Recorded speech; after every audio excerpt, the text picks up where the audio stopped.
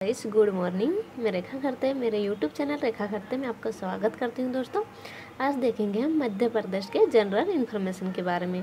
ठीक है, हम मध्य प्रदेश के उत्तरी अक्षांश और पूर्वी देशांतर क्यों कहा जाता है और हमारे मध्य प्रदेश के उत्तरी अक्षांश पूर्वी देशांतर क्या है और टोटल उनकी जो एरिया क्षेत्र वगैरह है वो क्या है, ये आपको बताती हूँ। ठीक है दोस्तों, सबसे पहले देखेंगे पूर्वी देशांतर ही क्यों कहा जाता है, उत्तरी अक्षांश ही क्यों कहा जाता है, पश्चिम अक्षांश, पूर्वी अक्षांश, दक्षिणी अक्षांश क्यों नहीं कहा जाता है, ये सबसे पहले आपको मैं समझा देती हूँ। ठीक है, जैसे कि दोस्तों सबसे पहले हम देखेंगे वर्ल्ड मैप। ये वर्ल्ड मैप है, ये मैंने गोल बनाया है, वर्ल्ड मैप बनाया है। तो इसमें देखेंगे दोस्तों, जैसे कि ये है बीच में हम कितने चार भागों में बांट लेंगे, 1 2 3 4, यानी मान लो एक चपाती है, एक रोटी है, उसे हम क्या करेंगे चार भागों में ऐसे लकीर खींच लेंगे। ठीक है, खींचने के बाद हम लिख लेंगे ये पूर्व, इस दिशा में पूर्व, पश्चिम, उत्तर और दक्षिण। जैसे कि हम चार भागों में तोड़ लिया दोस्तों, वर्ल्ड मैप को चार भागों में तोड़ा, तो इस भाग में जैसे कि ये क्या है, ग्रीनविच रेखा है, उसे 0 डिग्री माना जाता है। ग्रीनविच को 0 डिग्री नहीं सॉरी दोस्तों, विषुवत रेखा को 0 डिग्री माना जाता है और ये बीचों बीच जो लाइन है उसे ग्रीनविच रेखा माना जाता है। क्या, ग्रीनविच, ये भी क्या रहती है 0 डिग्री। ये क्या है, उत्तरी रेखा 0 डिग्री ग्रीनविच, और जो आड़ी लाइन है विषुवत रेखा 0 डिग्री। ठीक है, हमने चार भागों में तोड़ लिया। ये पूरा वर्ल्ड मैप है, तो उसमें जो भाग तोड़ा हुआ हमने ये, और इस भाग में हमारा क्या है, भारत स्थित है। तो भारत कौन सी दिशा में स्थित है दोस्तों, जैसे कि ये पूर्वी दिशा हो गया, ये उत्तरी दिशा में हो गया, इसी वजह से हम पूर्वी देशांतर और उत्तरी अक्षांश के नाम से जाना जाता है। फिर से आपको समझा देती हूँ दोस्तों, ध्यान से देखना। जैसे कि हमने एक वर्ल्ड मैप लिया या एक चपाती लिया, ठीक है, उन्हें हम चार भागों में तोड़ा और सबसे पहले उनको हम चार दिशाएं दे दी, पूर्व दिशा, पश्चिम, उत्तर और दक्षिण। ठीक है, जैसे कि हमने ये तोड़ा तो ये भाग है, यहाँ पे हमारा कौन सा, हमारा भारत स्थित है। भारत कौन सी मतलब कौन से भाग में स्थित है, आपको दिखाई दे रहा है, ये है उत्तरी दिशा, ये है पूर्वी दिशा। ठीक है, इसीलिए हम उत्तरी अक्षांश और पूर्वी देशांतर कहते हैं। जैसे कि हम देखेंगे हमारा भारत स्थित है, हमारा भारत है, जैसे कि ये विषुवत रेखा स्थित है। विषुवत रेखा 0 डिग्री होती है और जो बीच की है ग्रीनविच रेखा वो भी 0 डिग्री होती है। जैसे कि ये विषुवत रेखा हो गई, बीचों बीच विषुवत रेखा से जैसे कि हम ऊपर की ओर चलेंगे 1 2, और दोस्तों ये जो रेखाएं वगैरह खींची है काल्पनिक रेखा है, ये प्राकृतिक या नेचुरल रेखाएं नहीं है, ये मनुष्य के द्वारा आकलन या समय का आकलन करने के लिए काल्पनिक रेखा बनाई गई है। तो जैसे कि 0, ये 0 डिग्री हो गया, यहाँ पे 0 डिग्री है, जैसे जैसे ऊपर चलेंगे तो 1 2 3 करके बढ़ता जाएगा। तो यहाँ जो हमारे भारत को छूने पर मतलब कहाँ चले जाएगा, 8 डिग्री 4।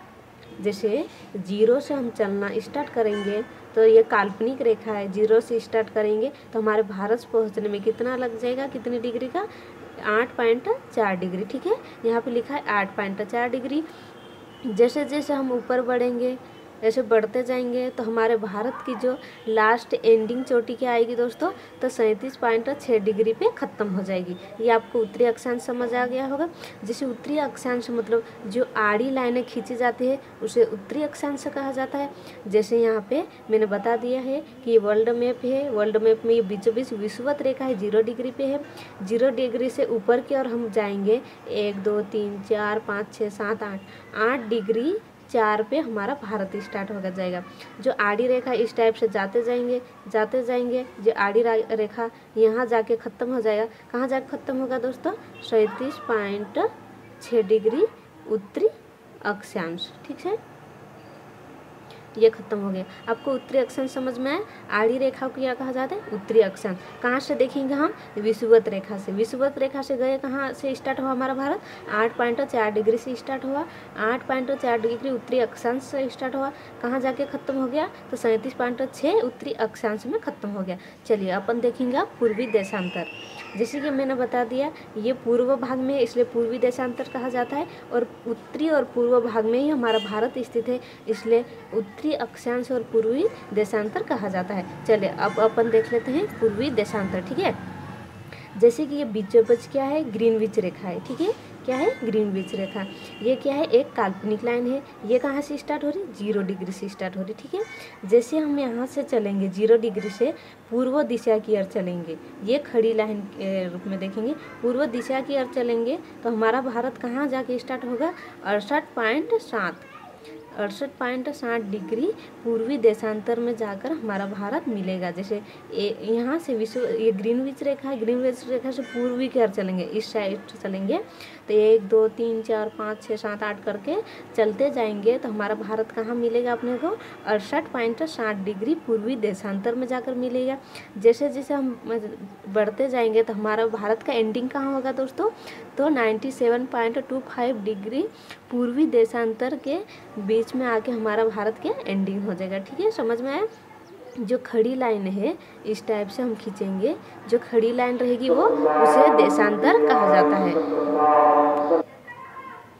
जैसे कि दोस्तों देख लिया हमने, जैसे यहाँ से हम 8.4 डिग्री से स्टार्ट करेंगे तो ऊपर की ओर जाएंगे तो हमारा एमपी कहाँ से स्टार्ट हो जाएगा दोस्तों, 21.6 डिग्री उत्तरी अक्षांश से स्टार्ट होके हमारा जो मध्य प्रदेश है 26 डिग्री 30 उत्तरी अक्षांश पे ये ख़त्म हो जाएगा। ठीक है, ये हम जो आड़ी रेखा है ये उत्तरी अक्षांश की है, और जो खड़ी लाइनें रहेगी मैंने ये पेन से खींचा हुआ है ऑरेंज कलर की, 74.9 डिग्री पूर्वी देशांतर से लगाकर हमारा मध्य प्रदेश 82 डिग्री 48 पूर्वी देशांतर के मध्य तक स्थित है। ठीक है, फिर ये आपको मुझे लगता है कि दोस्तों जो समझ में आ गया होगा, मैंने समझा दिया है। अगर नहीं समझ में आया तो कमेंट करके बता सकते हैं, मैं फिर से समझा दूंगी।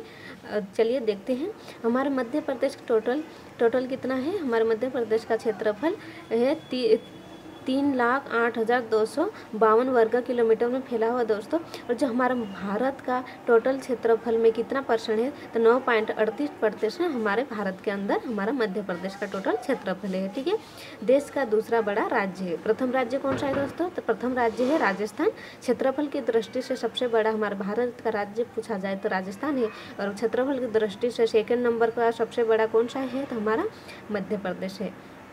ठीक है दोस्तों, और मध्य प्रदेश नाम किसने दिया था दोस्तों, तो हमारे मध्य प्रदेश का नाम हमारे प्यारे जवाहरलाल नेहरू जी, जो भारत के प्रथम प्रधानमंत्री थे, उन्होंने हमारे मध्य प्रदेश का नाम दिया था। ठीक है, और हमारे मध्य प्रदेश में जलवायु समशीतोष्ण मानसूनी जलवायु है। जैसे कि आपको उत्तरी अक्षांश देशांतर के बारे में समझ में आ गया है दोस्तों। चलिए, अगर आप मेरा समझाने का तरीका आपको अच्छा लगा है तो इस वीडियो को लाइक सब्सक्राइब कीजिए एंड अपने दोस्तों के साथ शेयर करना ना भूलिए। चलिए मिलते हैं नेक्स्ट वीडियो में, तब तक के लिए बाय बाय, जय हिंद जय भारत।